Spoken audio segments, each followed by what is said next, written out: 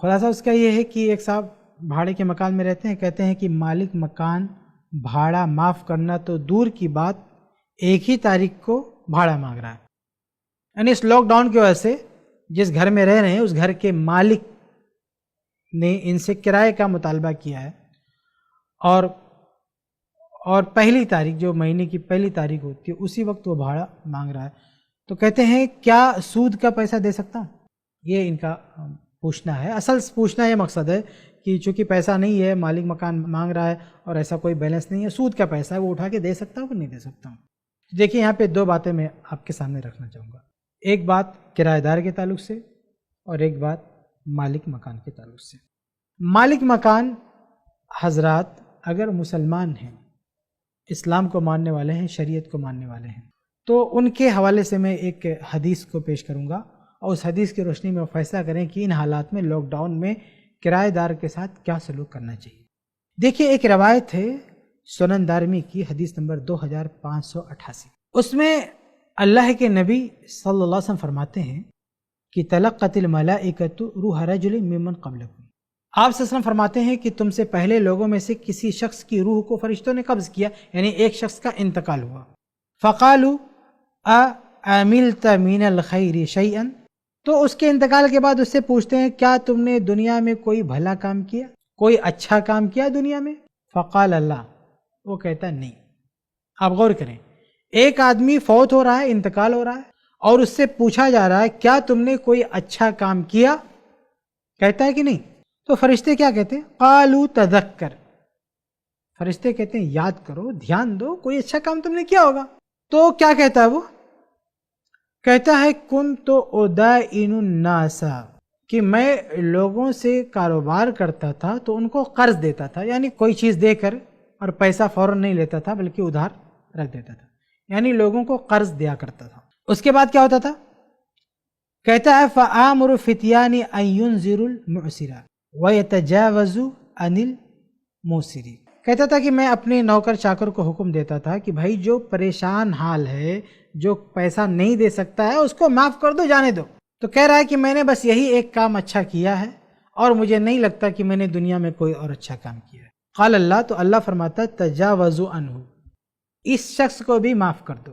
یعنی ایک ایسا شخص جو اللہ کے پاس گیا، کوئی نیکی لے کر نہیں، کوئی اچھا کام نہیں کیا، کوئی بھلا کام نہیں کیا، صرف اتنا کام کیا تھا کہ جو لوگ اس کے قرضے باقی تھے، اس میں جو کمزور تھے، نہیں دے سکتے تھے، ان کو معاف کر دیا۔ اللہ نے صرف اس کی اسی نیکی پر اسے بخش دیا۔ یہ حدیث صحیح مسلم میں بھی ہے، صحیح مسلم حدیث نمبر 1561، اس میں ہے کہ اللہ کے نبی صلی اللہ علیہ وسلم فرماتے ہیں، اسی حدیث سے ملتی جلتی بات ہے کہ حسب رجل ممن کان قبلکم، کہا کہ تم سے پہلے لوگوں میں سے ایک آدمی کا حساب و کتاب ہوا، فلم یوجد له من الخیر شیء، جب اس کا حساب ہو رہا تھا تو اس کے اعمال میں، یعنی زندگی بھر میں اس کی کوئی نیکی نہیں تھی۔ ایک آدمی پیدا ہوا، مر گیا، کچھ کیا ہی نہیں، کوئی نیکی نہیں کیا۔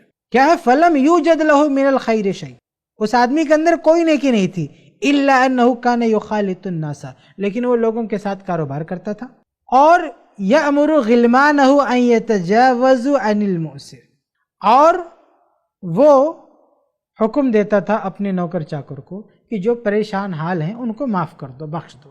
کہتے ہیں قال اللہ عز وجل نحن احق بذلك منه تجاوزوا عنه، کہ یہ بہت سارے لوگوں کو معاف کرتے پھرتا تھا، یہ تو چھوٹی سی مخلوق ہے، ہم تو خالق ہیں، میں تو زیادہ حق رکھتا ہوں کہ میں بندوں کو معاف کر دوں۔ اللہ کہتا ہے اس کو معاف کر دو، اس نے دنیا میں لوگوں کو معاف کیا، قرضہ معاف کیا، پیسہ معاف کیا، آج اسے معاف کر دو، میرا حق بنتا ہے کہ میں اس کو معاف کر دوں، اللہ اسے معاف کر دیتا ہے۔ تو ذرا غور کیجئے کہ اللہ رب العالمین نے ایک شخص جس کی کوئی نیکی نہیں تھی، دنیا میں کچھ نہیں کیا تھا، صرف ایک کام کیا تھا، قرضہ معاف کر دیا تھا، اللہ تعالیٰ نے اس کے اس عمل کو اتنی اہمیت دی کہ اس کی وجہ سے اس کی بخشش کر دی۔ تو اس حدیث کی روشنی میں جو مسلمان مالک مکان ہے، میں ان سے کہنا چاہتا ہوں کہ آپ مسلمان اسلام کو ماننے والے ہیں، آپ کے لیے بہترین موقع ہے کہ آپ اگر معاف نہیں کر سکتے تو کم سے کم مہلت تو دیں، کم سے کم اس کو موقع تو دیں۔ اگر آپ اس کو موقع دیں گے، مہلت دیں گے، ہو سکتا ہے، اور اگر معاف کر دیں، آپ کا دل بڑا ہو، تو ہو سکتا ہے کہ یہی آپ کی نیکی، صرف یہ واحد نیکی آپ کی بخشش کا ذریعہ بن جائے۔ تو یہ ایک بات مجھے کہنی ہے مالک مکان لوگوں سے۔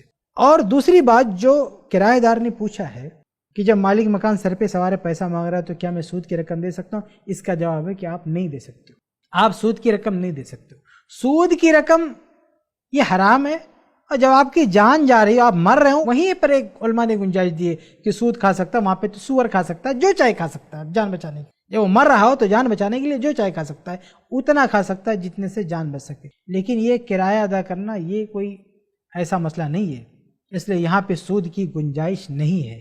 آپ کرایہ اس کو دیں، کوئی بھی بندوبست کر کے، بندوبست نہیں ہے تو آپ گھر کو چینج کرنے کی کوشش کریں۔ کوشش نہیں کر سکتے آپ پولیس کے پاس جائیں، کمپلین کریں، مجھے لگتا ہے پولیس بھی آپ کی مدد کرے گی اور ایسے شخص کے خلاف کارروائی ہوگی جو ان حالات میں آپ کو زبردستی گھر سے نکال رہا ہے اور آپ سے پیسہ مانگ رہا ہے۔ امید ہے کہ آپ کو جواب مل گیا ہوگا۔ ایسے ہی اور ویڈیوز بنانے میں ہماری مدد کریں۔